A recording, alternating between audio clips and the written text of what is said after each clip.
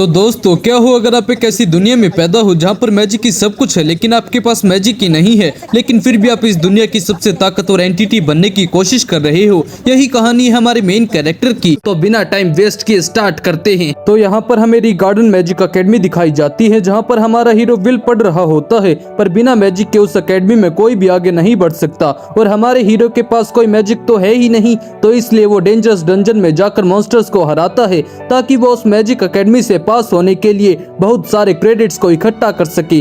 तब यहाँ क्लास में प्रोफेसर एडवर्ड बच्चों को मैजिक के बारे में पढ़ा रहे होते हैं और हम देखते हैं वो विल को आगे आकर एक मैजिक को परफॉर्म करने के लिए कहते हैं, पर हम देखते हैं उसे कुछ भी समझ में नहीं आ रहा होता। तब प्रोफेसर एडवर्ड कहते हैं क्या हुआ, ये तो बहुत आसान है ना, तुम तो जानते ही हो कि तुम्हें तो बस यहाँ पर इस कैटलिस्ट का यूज करके फ्लेम को कंट्रोल करना है। तब विल मैजिक से फ्लेम को बुलाने लगता है, पर हम देखते हैं उसके पास कोई भी मैजिक ना होने के कारण वो वहाँ पर कुछ नहीं कर पाता, जिससे पूरी क्लास उस पर हंसने लगती है। तब प्रोफेसर एडवर्ड कहते हैं तुम इस एकेडमी के 6th ईयर तक पहुंच चुके हो, पर फिर भी तुम एक नॉर्मल सी स्पेल को भी यूज नहीं कर सकते। तुम बस थ्योरी में ही अच्छा परफॉर्म कर सकते हो, पर तुम्हारे अंदर कोई भी एबिलिटी नहीं है। और तब हम यहाँ देखते हैं विल की क्लास का एक लड़का शिन अपने फ्लेम मैजिक का यूज करता है। तब प्रोफेसर एडवर्ड कहते हैं अपने अकॉर्डिंग एक्शंस लेना बंद करो शिन, मुझे माफ कर देना प्रोफेसर एडवर्ड, पर मुझे लगा कि इससे मैं इसकी हेल्प कर पाऊंगा। तो जैसे कि आप सभी ने यहाँ पर देखा, इस दुनिया में मैजिक की सबसे ऊपर है। इसका मतलब मैजिक के पास सारी अथॉरिटी है और जिसके पास जितनी ज्यादा मैजिकल एबिलिटी होती है उसके पास उतनी ही स्ट्रेंथ होती है। यहाँ पर जादूगर ही हीरोज हैं और इस एकेडमी में मैजिकल टैलेंट को ही सबसे ज्यादा वैल्यू दी जाती है। तो चाहे आपके पास नॉलेज भी क्यों न हो, पर अगर आप मैजिक को यूज नहीं कर सकते तो आपको यहाँ पर रहने का कोई हक नहीं है। और जो बेवकूफ लोग ऐसे इम्पॉसिबल ड्रीम्स के पीछे भागते हैं उन्हें इस एकेडमी को छोड़ देना चाहिए। तब यहाँ क्लास के बाद शिन विल से कहता है तुम्हारी आज की परफॉर्मेंस तो सच में कमाल की थी। मैंने सुना है कि तुम डंजन में फिर से गए थे, क्या तुम्हें शर्म नहीं आती कि तुम क्रेडिट्स के लिए वहाँ पर कमजोर मॉन्स्टर्स को मारते हो। तब कोलेट शिन को विल को परेशान करने से मना करती है। तब शिन कहता है आखिरकार तुम्हारी जैसी ऑनर स्टूडेंट इसका साथ क्यों दे रही है। विल तुमसे बहुत ज्यादा अच्छा है और ऊपर से ये बहुत ज्यादा हार्डवर्क भी करता है, तो इसलिए अब मेरे दोस्त की बेइज्जती करना बंद करो। तो शिन हंसते हुए कहता है काइंड और हार्ड वर्क से कोई भी बड़ा जादूगर नहीं बनता, और वैसे भी इसके लिए मैजिया वेंडर बनना एक इम्पॉसिबल ड्रीम है। तो इसलिए इसे प्रोफेसर एडवर्ड की बात मानकर इस एकेडमी को छोड़कर चले जाना चाहिए, और वहाँ से चला जाता है। तब कोलेट कहती है तुम्हें इनकी बात सुनने की कोई जरूरत नहीं है, और प्रोफेसर एडवर्ड भी ऐसे ही बकवास करते रहते हैं, वो तो बस तुम्हारी बेइज्जती करना चाहते थे, तो इसलिए उन पर ध्यान मत दो। चिंता मत करो कोलेट, ये सच है कि मैं मैजिक को यूज नहीं कर सकता, पर मैं फिर भी बहुत ज्यादा लकी हूँ कि तुम जैसी क्यूट गर्ल मेरी चिंता करती है। जिसे सुनकर कोलेट शर्मा जाती है। आखिरकार तुम ये कह रहे हो, तुम ऐसे इतने आराम से मुझे ये सब कुछ कैसे कह सकते हो। आखिरकार तुम्हें मुझसे चाहिए क्या। और हाँ, तुम्हें इस तरह से किसी भी लड़की से बात नहीं करनी चाहिए। मुझे माफ करना, मुझे बचपन से ही लड़कियों की तारीफ करना सिखाया गया है, पर यह बात सच है कि तुम बहुत ज्यादा क्यूट हो। जिसे सुनकर कोलेट शर्माने लगती है और विल को चुप रहने का कहकर सोचती है मुझे खुद को शांत करना होगा, मैं एक नोबल की बेटी हूँ, तो मुझे अपनी फीलिंग्स को कंट्रोल करना सीखना होगा। और तब विल आसमान को देख रहा होता है और कोलेट उसे इसका कारण पूछती है देखो आज आसमान कितना प्यारा लग रहा है। तुम बिल्कुल सही कह रहे हो, ये रोशनी कितनी वार्म है, और ये सब कुछ वर्ल्ड 5 ग्रेटेस्ट विजार्ड दी मैजिया वेंडर्स की वजह से है। और तब हमें बताया जाता है कि बहुत साल पहले यहाँ के लोग डार्कनेस से घिरे हुए थे, जिन्हें आसमान के बारे में कुछ नहीं पता था। उस टाइम ये दुनिया दी सेलेस्टियल होस्ट से डरा करती थी, पर तब 5 जादूगर उनके खिलाफ खड़े हो गए और उन्होंने उन्हें आसमान में सील कर दिया, जिससे इस दुनिया में शांति कायम हो गई। तब से उन्हें मैजिया वेंडर कहा जाने लगा, जो कि इस दुनिया का सबसे हाईएस्ट टाइटल बन गया, और आज के जादूगर उस टाइटल को पाने का सपना देखते हैं। तब कोलेट कहती है क्या तुम्हें लगता है हेलो डाइट मेंटन एल्विस वीना हमें ऊपर से देख रही होगी। मुझे पूरा यकीन है कि वो हमें देख रही होगी। और तब हमें विल का बचपन दिखाया जाता है, जहाँ पर वो अपनी एक दोस्त एल्फीरिया के साथ खेल रहा होता है। तब एल्फीरिया कहती है मैंने सुना है कि असली आसमान में सन और मून रहते हैं, और आसमान के दूसरी तरफ हमें एक बहुत प्यारा सनसेट दिखाई देता है, जिससे सब कुछ ब्राइट रेड कलर में चमकने लगता है। लोगों का कहना है कि ये दुनिया की सबसे खूबसूरत चीज है, तो अगर कोई भी टावर के टॉप पर पहुंच जाएगा तो वो स्काई के सबसे करीब पहुंच जाएगा, और वहां तक पहुंचने के लिए तुम्हें मैजिया वेंडर बनना पड़ेगा, और शायद तभी तुम सनसेट को देख पाओगे। तो फिर तो हम दोनों ही इसे साथ में देखेंगे। तब वो दोनों एक दूसरे से इस बात का वादा करते हैं। तो विल हमें बताता है वो बस बच्चों के बीच में एक प्रॉमिस था, पर एल्फीरिया सच में बहुत ज्यादा कमाल की थी। वो अपने टैलेंट के दम पर दुनिया की सबसे यंगेस्ट मैजिया वेंडर बन गई और टावर के टॉप पर पहुंच गई। पर मेरे अंदर कोई भी टैलेंट नहीं था, इसलिए मैं यही रह गया। पर मैं अभी भी उस प्रॉमिस को नहीं भूला हूँ और आज भी इस सपने में जी रहा हूँ कि मैं एक दिन उसके पास जरूर जाऊंगा। अब यहाँ प्रोफेसर वोकनर विल को वापस डंजन में जाने के लिए डांट रहे होते हैं। तब विल इस बात के लिए माफी मांगने लगता है। तब प्रोफेसर वोकनर कहते हैं, इस बार तुम 7th फ्लोर पर चले गए थे, क्या तुम्हें अपनी जान की परवाह नहीं है? इसके लिए मैं माफी चाहता हूँ, पर क्या मुझे इससे क्रेडिट मिलेंगे? ये कंफर्म हो चुका है कि एक डेविल गार्ड को तुमने डिफीट कर लिया है, तो इसलिए मैं तुम्हें 2 क्रेडिट दे रहा हूँ। जिसे सुनकर विल और उसकी फैमिलियर कीकी बहुत ज्यादा खुश हो जाती है। तब प्रोफेसर वोकनर कहते हैं, क्या तुम अभी भी मैजिया वेंडर बनने का सपना देख रहे हो? क्या ये सपना देखना बुरी बात है? अगर तुम्हें टावर के टॉप पर पहुंचना है तो तुम्हें सबसे पहले अपर इंस्टीट्यूट में जाना होगा और तुम्हें उसके लिए राइटिंग, स्पेल वर्क और प्रैक्टिकल में बहुत सारे क्रेडिट्स हासिल करने होंगे। और जैसे कि तुम मैजिक को यूज नहीं कर सकते तो तुम्हें उसमें कोई क्रेडिट नहीं मिलेगा, जिसका मतलब कि अगर तुम्हें 12,000 क्रेडिट चाहिए तो तुम्हारे स्पेल वर्क क्रेडिट को छोड़कर तुम्हें बाकी सबसे बस 7,200 क्रेडिट ही मिलेंगे। आप बिल्कुल सही कह रहे हैं, तो इसलिए ही तो मैं प्रैक्टिकल्स के जरिए क्रेडिट अर्न करना चाहता हूँ।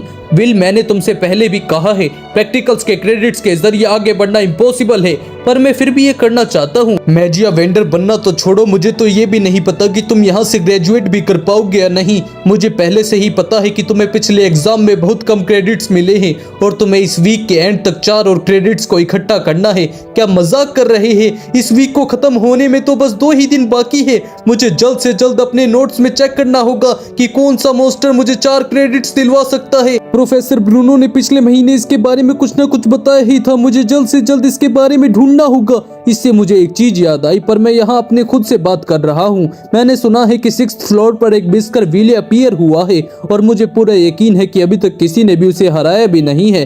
तब विल प्रोफेसर वोकनर को गले लगा लेता है और उन्हें थैंक यू कहने लगता है। तो यहाँ हम देखते हैं शिन ने भी ये सब कुछ सुन लिया होता है और वो डंजन के अंदर जाने की सोचता है ताकि वो विल को स्कूल से बाहर निकलवा सके। तब यहाँ विल रात को डंजन के अंदर चला जाता है। आज मुझे मेरे 4 क्रेडिट्स मिलकर रहेंगे और मुझे इस बात की खुशी है कि मैं पहले भी एक बार भास्कर व्हीले से लड़ चुका हूँ। तब कीकी ये सुनकर उदास हो जाती है। चिंता मत करो, तुम पिछली बार की तरह बिल्कुल भी नहीं जलोगी, क्योंकि इस बार हम फायर ब्रेथ का ध्यान रखेंगे। तो इसलिए कीकी मेरी मदद करना, मैं तुम्हारी नाक पर भरोसा कर रहा हूँ। तो यहाँ शिन अपने दोस्तों के साथ डंजन में आया होता है और कहता है, हमें उस जैसे पर्सन की कोई जरूरत नहीं है जिसके पास कोई टैलेंट ना हो। तो इसलिए अगर हम यहाँ के मॉन्स्टर्स को हरा देंगे तो उसके क्रेडिट्स पूरे नहीं हो पाएंगे, जिसकी वजह से उसे एकेडमी से बाहर निकाल दिया जाएगा। पर क्या तुम्हें पूरा यकीन है कि शिन की ये एक अच्छा आइडिया है? हम तीनों का अकेला 6th फ्लोर पर आना खतरनाक हो सकता है। आखिरकार तुमने मुझे समझ क्या रखा है? मुझे माफ करना, मुझे पता है कि तुम बहुत ताकतवर हो। तो शिन सोचता है जो मैजिक यूज नहीं कर सकता उसे मैजिया वेंडर बनने का सपना भी नहीं देखना चाहिए।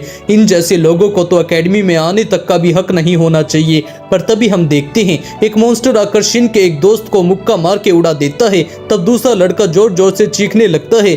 तब यहाँ विल को भी उनके चीखने की आवाज सुनाई देती है और वो और कीकी मिलकर उन लोगों को ढूंढने निकल जाते हैं। तब यहाँ विल देखता है कि शिन उस मॉन्स्टर के साथ लड़ रहा होता है और सोचता है ये तो एक इविल सेंटिनल है जिसके 10 क्रेडिट है, पर ये तो नीचे वाले फ्लोर्स पर रहते हैं। तो आखिरकार ये यहाँ पर क्या कर रहा है? पर आखिरकार शिन यहाँ पर क्या कर रहा है? इसके स्पेल्स तो उस मॉन्स्टर पर काम भी नहीं कर रहे हैं। अगर ऐसे ही चलता रहा तो ये तो मारा जाएगा। तब हम देखते हैं वह मॉन्स्टर शिन के करीब बढ़ने लगता है, जिससे शिन की बुरी हालत हो जाती है। तब विल सोचता है मुझे इसकी मदद करने जाना ही होगा। पर रुको, क्या मुझे इसकी मदद करने की जरूरत है? इसने हर बार मुझे बुली किया है, तो फिर तो मुझे इसे यहाँ पर छोड़कर चले जाना चाहिए। पर तभी उसे एल्फीरिया की बात याद आती है, जिसने उसे कहा था कि मुझे पता है कि विल कि तुम सबसे दयालु और बहादुर व्यक्ति हो, और उसे ये ग्लासेस गिफ्ट में देती है। तब विल उसकी ग्लासेस को पकड़कर कहता है, तुम गलत थी एल्फी, मैं बहुत ज्यादा बेकार पर्सन हूँ जो बस तुम्हारे पास आना चाहता है और इतना काबिल बनना चाहता है कि वो तुम्हारे साथ खड़ा हो सके। तो इसलिए कम से कम मुझे अपनी स्वॉर्ड जरूर बनने देना। और तब हम देखते हैं वो मॉन्स्टर जैसे ही शिन पर हमला करने लगता है, विल आकर अपनी तलवार से उस मॉन्स्टर की तलवार को रोक देता है। तब यहाँ प्रोफेसर एडवर्ड प्रोफेसर वॉकनर के पास चले जाते हैं और कहते हैं शिन और उसके कुछ चमचे बिना परमिशन के डंजन में घुस गए हैं, तो इसलिए जल्दी से उन्हें ढूंढने के लिए अपने फैमिलियर को वहां भेजो। ये तो बहुत बड़ी प्रॉब्लम वाली बात है। आखिरकार वो किस फ्लोर पर गए हैं? वो लोग 6th फ्लोर पर गए हैं। फिर तो हमें इसकी कोई जरूरत नहीं है क्योंकि विल पहले से ही उस फ्लोर पर है। और तब वो अपने क्रिस्टल बॉल के जरिए विल की लड़ाई को देखने लगते हैं और यहाँ हम देखते हैं विल उस मॉन्स्टर के साथ बड़े कमाल की लड़ाई लड़ रहा होता है और उसकी एक उंगली काट देता है, जिससे उस मॉन्स्टर को गुस्सा आ जाता है और वो विल पर जोरदार हमला करता है, पर विल उसके हमले से बच जाता है। और हम देखते हैं उसके हर एक हमले को विल अपनी तलवार से रोक पा रहा होता है। तब वो मॉन्स्टर विल की तरफ पत्थर फेंक देता है, पर विल बहुत ही तेज स्पीड से उस मॉन्स्टर पर हमला कर देता है और उसे चोट पहुंचाने में कामयाब हो जाता है। तब शिन सोचता है आखिरकार ये है कौन? क्या ये वही विल है जिसे मैं जानता हूँ? तब यहाँ हम देखते हैं कीकी की मदद से प्रोफेसर वॉकनर विल की लड़ाई को देख पा रहे होते हैं। तब प्रोफेसर एडवर्ड कहते हैं ये तो इम्पॉसिबल है। विल एक आउटलायर है और उसके पास सुपर स्ट्रेंथ है जो कि किसी भी जादूगर से ज्यादा है। वो किसी ड्वार्फ से ज्यादा हार्ड है और उसके पास ऐसी ऑब्जर्वेशन स्किल्स है जो कि किसी भी अटैक को एक बार देखने पर याद कर लेती हैं।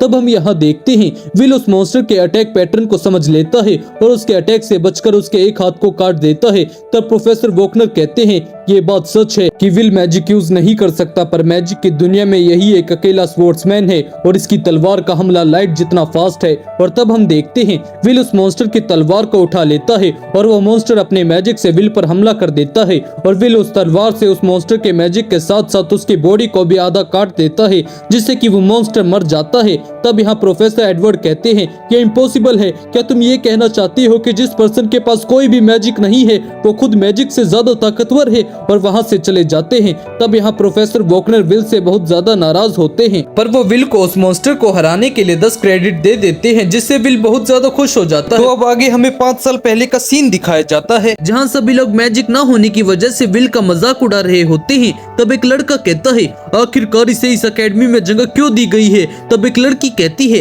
अकेडमी को लेडी एल्फिया को यहाँ लाना था, तो इसलिए इसे एक चारे की तरह यूज किया गया क्योंकि ये उनका बेस्ट फ्रेंड था। तो इसका मतलब अब इसकी कोई जरूरत नहीं है क्योंकि अब तो लेडी एल्फिया मैजिक वेंडर बन चुकी है, तो अब तो ये अकेडमी से बाहर फेंक देगी। तब यहाँ विल और प्रोफेसर वॉकनर हेडमास्टर से मिलने चले जाते हैं। तब हेडमास्टर विल के हाथों में एक स्वॉर्ड पकड़ा देती है और उस पर मैजिक से हमला कर देती है, जहाँ हम देखते हैं विल अपनी तलवार से उस सारे मैजिक को काट देता है, जिससे प्रोफेसर वॉकनर और हेडमास्टर बहुत ज्यादा शॉक हो जाते हैं। तब हेडमास्टर हंसते हुए कहती है ठीक है वॉकनर, ये इस अकेडमी में रह सकता है। तब प्रोफेसर वॉकनर कहते हैं क्या ये ठीक होगा क्योंकि विल को तो कोई मैजिक यूज करना आता ही नहीं। तुम सही कह रहे हो, पर ये देखने में बहुत मजा आएगा कि ये स्वॉर्ड एक जादुई छड़ी की जगह कैसे लेगी। तब विल कहता है क्या अगर मैं इस अकेडमी में पढ़ूंगा तो मैं टावर पर चढ़ सकता हूँ? क्या मैं ताकतवर बन के एल्फी तक पहुँच सकता हूँ? तुम्हें उसके लिए बहुत ज्यादा मेहनत करनी पड़ेगी और कभी ना हार मानने वाली इच्छा शक्ति रखनी होगी। तब वो लोग वहाँ से चले जाते हैं। तो हेडमास्टर कहती है ये बहुत ज्यादा बुरा हुआ, पर ये तुम्हारी गलती है कि तुमने इसका ख्याल नहीं रखा। चलो देखते हैं कि एक स्वॉर्ड एक जादुई छड़ी की जगह कैसे लेती है। तब हमें यहाँ प्रेजेंट का सीन दिखाया जाता है जहाँ प्रोफेसर वॉकनर कहते हैं टावर पर चढ़ने के लिए आपको अपर इंस्टीट्यूट में जाना होगा और तब उसके बाद टावर के टॉप फ्लोर पर पहुंचकर मैजिक वेंडर बनना होगा, और आप ये तभी कर सकते हो जब आप अपर इंस्टीट्यूट में हाईएस्ट सीट ऑफ लर्निंग के लिए एक्सेप्ट कर लिए जाओगे। और वहां तक पहुंचने के 2 मेथड्स हैं। पहला कि आपको नई टाइप का मैजिक इन्वेंट करना होगा और दूसरा आपको 7200 या फिर उससे ज्यादा क्रेडिट्स इस अकेडमी में हासिल करने होंगे। बहुत कम लोग ऐसे होते हैं जो कि पहले मेथड से मैजिक वेंडर बने हैं, तो इसलिए सभी लोग दूसरा मेथड चुनते हैं। पर तुम लोग अपर इंस्टीट्यूट में जाने के बारे में तो भूल ही जाओ, क्योंकि मुझे तो लगता है कि तुम तो बड़ी मुश्किल से ग्रेजुएट होगे, तो इसलिए आज मैं तुम्हें बहुत से लेसन दोबारा से पढ़ने के लिए दूंगा।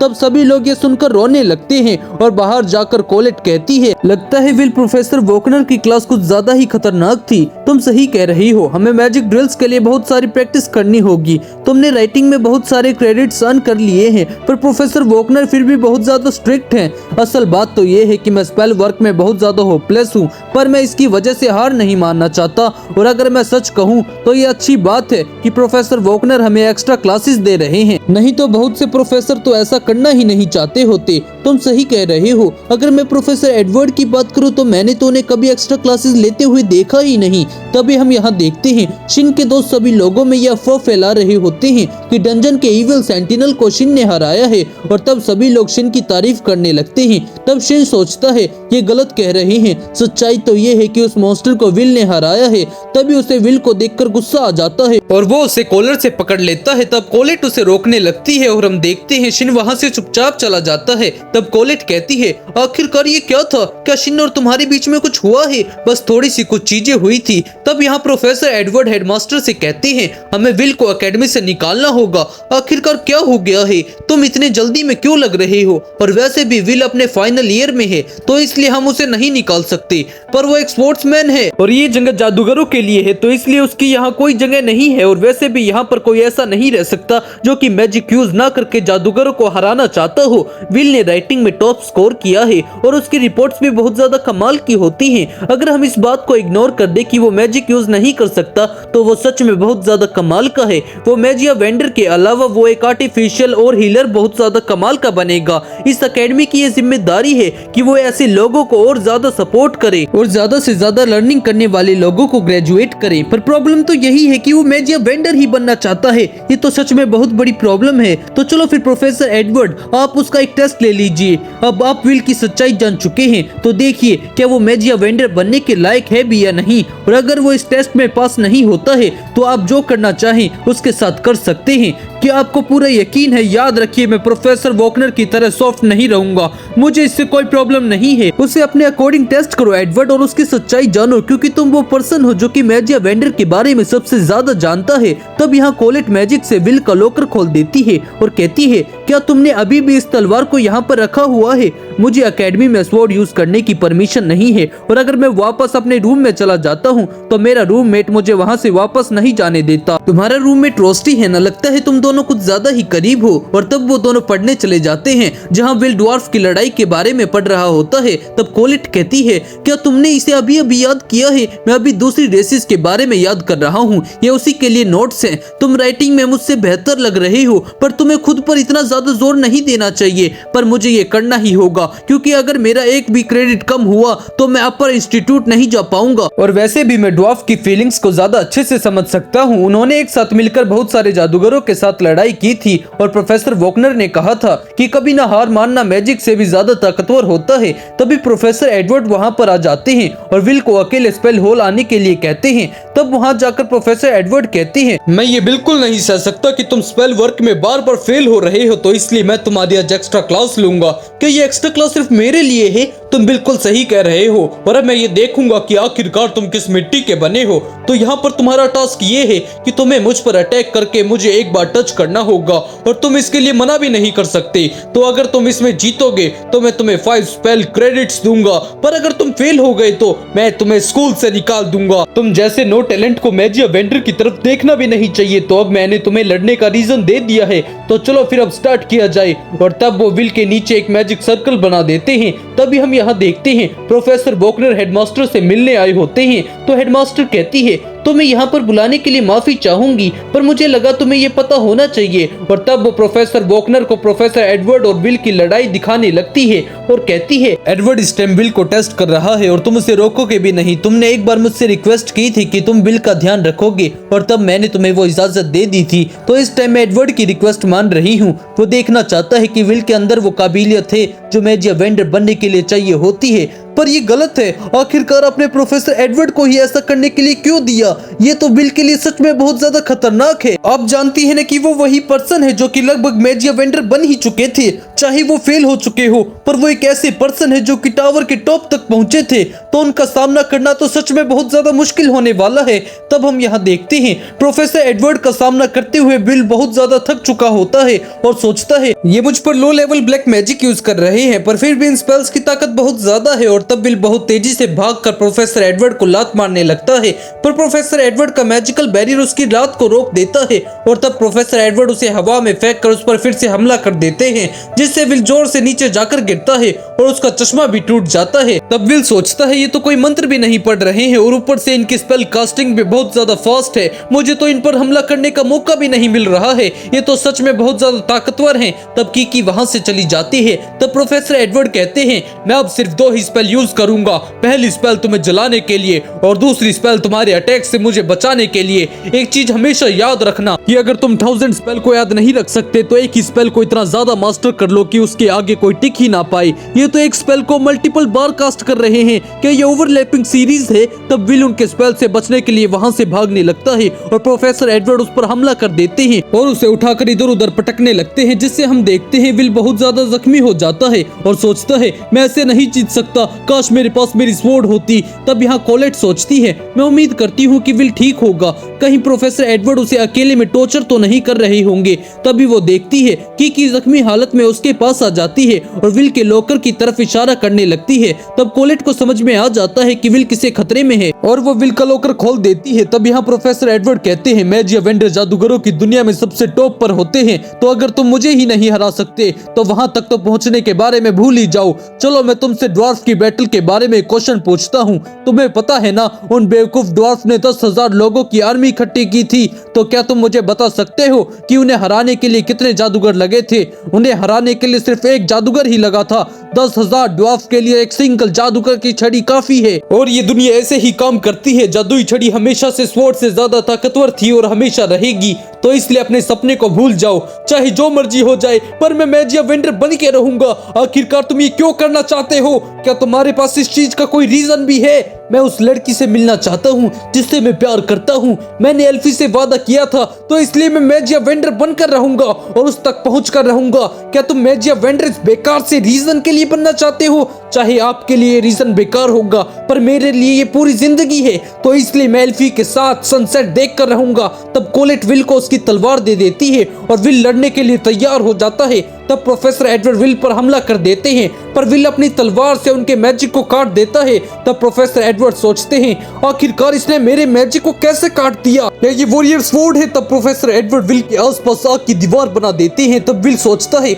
मुझे बहुत ज्यादा डर लग रहा है, लगता है मैं फिर से बहुत सारी आग में जलने वाला हूँ, तो मैजिया वेंडर तक पहुँचने के लिए मुझे ऐसी चीजों का सामना करना पड़ेगा। मैं तो यहाँ से भागना चाहता हूँ, पर मेरे पास आगे जाने के अलावा कोई रास्ता नहीं है। और तब प्रोफेसर एडवर्ड विल पर मल्टी स्पेल से अटैक कर देते हैं और यहाँ हम देखते हैं विल उन मैजिक स्पेल्स को काटते हुए आगे बढ़ने लगता है और सोचता है ड्वार्फ की लड़ाई में एक और चीज हुई थी, चाहे वहाँ पर बहुत सारे ड्वार्फ मारे गए थे, पर ड्वार्फ के जनरल ने फिर भी हार नहीं मानी और उस जादूगर पर सिंगल अटैक करने में कामयाब रहे, जिस वजह से उस जादूगर ने उन्हें एक वर्दी अपोनेंट मान लिया। तो इसलिए एक स्वॉर्ड एक जादुई छड़ी के इक्वल है। तो हम देखते हैं विल प्रोफेसर एडवर्ड की स्पेल को काटते हुए हवा में चला जाता है और फुल स्पीड में नीचे आकर प्रोफेसर एडवर्ड के बैरियर को तोड़ देता है। तब हम यहाँ देखते हैं आखिर में विल प्रोफेसर पर एक अटैक करने में कामयाब हो जाता है। तब प्रोफेसर एडवर्ड कहते हैं विल मैं तुम्हें स्पेल वर्क के लिए 5 क्रेडिट देता हूँ और वहां से चले जाते हैं। तब कोलेट देखती है कि लड़ाई की वजह से विल का धुआं निकल चुका होता है। तब प्रोफेसर वोकनर कहते हैं उसने जानबूझकर उस शील्ड पर हमला किया ताकि वो उनके ब्लाइंड स्पॉट से उन पर हमला कर सके। तो हेडमास्टर कहती है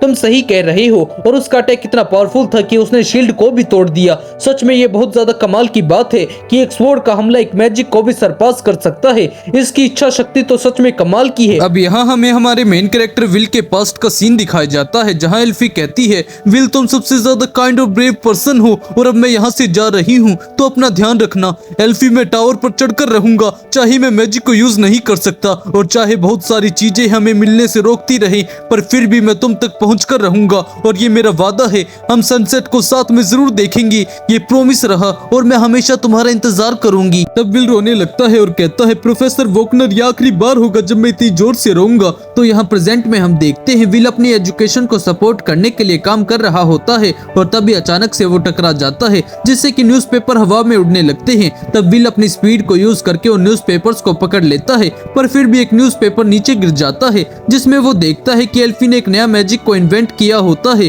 और उसने एक रिकॉर्ड बनाया होता है कि एक सिंगल जादूगरनी ने 12 ओरिजिनल स्पेल्स बनाए हैं। तब विल देखता है कि अपने इंस्टीट्यूट ने एकेडमी को एक ऑर्डर दिया होता है और वो ऑर्डर एल्फी की तरफ से होता है। तब यहाँ हम देखते हैं विल भागते हुए अपने रूम में चला जाता है और अपने रूममेट रोस्टी से कहता है, क्या तुम मेरे लिए एक मैजिक आइटम बना सकते हो? तो रोस्टी कहता है, आखिरकार क्या हुआ, तुम इतनी जल्दी में क्यों हो? तब विल कहता है, एल्फी ने एक ऑर्डर प्लेस किया है तो इसलिए मुझे जाना होगा। तो रोस्टी कहता है, पर आखिरकार आज की क्लासेस का क्या होगा? तब विल कहता है, मैं आज उन्हें अटेंड नहीं करूंगा क्योंकि मेरे लिए ये ज्यादा इंपॉर्टेंट है। एल्फी ने फ्रोज वॉकर से आइस कोर्स को लाने के लिए कहा है और उसे बहुत सारे मैजिक क्रिस्टल्स चाहिए, इसलिए स्टूडेंट्स को इस चीज के पैसे भी मिलेंगे, इसलिए मैं 4th फ्लोर पर जा रहा हूँ और मुझे तुम्हारी मैजिक आइटम्स भी चाहिए। तो रोस्टी कहता है, तुम सच में बहुत ज्यादा होनेस्ट रूममेट हो, मैंने इसमें कुछ अपग्रेड्स किए हैं तो शायद ये तुम्हारे बहुत काम आएंगे। तब विल उसे थैंक यू कहकर वहाँ से जाने लगता है। रोस्टी उसे बन खिलाकर ध्यान रखने के लिए कहता है। तब यहाँ हमें बताया जाता है ग्रेट मेज क्वीन मडी ने कहा था कि सब कुछ डंजन से आया है, तो जाओ उन डंजन को अपनी नॉलेज और विजडम से क्लियर करो और रास्ते में आने वाली अपनी मुश्किलों का सामना करो क्योंकि हर एक चीज एक दूसरे के साथ कनेक्ट है। तब यहाँ विल 4th फ्लोर पर पहुंच जाता है और वहाँ पर वो देखता है कि एल्फी के ऑर्डर के लिए वहाँ पर बहुत सारे बच्चे पहले से इकट्ठे हुए होते हैं और हम देखते हैं शिन भी वहाँ पर होता है और उन फ्रोज वॉकर्स को बड़ी आसानी से हरा पा रहा होता है और सोचता है ये चीजें उसके सामने कुछ भी नहीं है, उसने उस टाइम इससे भी बड़ी चीज को हराया था। तब विल सोचता है, शिन सच में बहुत ज्यादा कमाल का है, पर मुझे यहाँ पर उसकी ब्लड लस्ट क्यों महसूस हो रही है? और अगर ये यहाँ पर इस तरह से खड़ा हुआ है तो इसका मतलब यहाँ पर मेरे लिए कोई मॉन्स्टर नहीं बाकी बचे हैं, तो इसलिए मुझे और नीचे जाना होगा। तभी हम देखते हैं विल नीचे पहुंच जाता है जहाँ पर कुछ मॉन्स्टर्स ने एक लड़की पर हमला कर दिया होता है। तब विल अपनी तलवार से उस मॉन्स्टर को काट देता है जिससे कि वो लड़की हैरान हो जाती है और कहती है, आखिरकार यहाँ पर क्या हुआ? रुको जरा, क्या इसने मैजिक की जगह तलवार को यूज किया है? तब विल उससे उसका हालचाल पूछता है और हम देखते हैं वो दोनों एक दूसरे को अपना इंट्रोडक्शन देते हैं।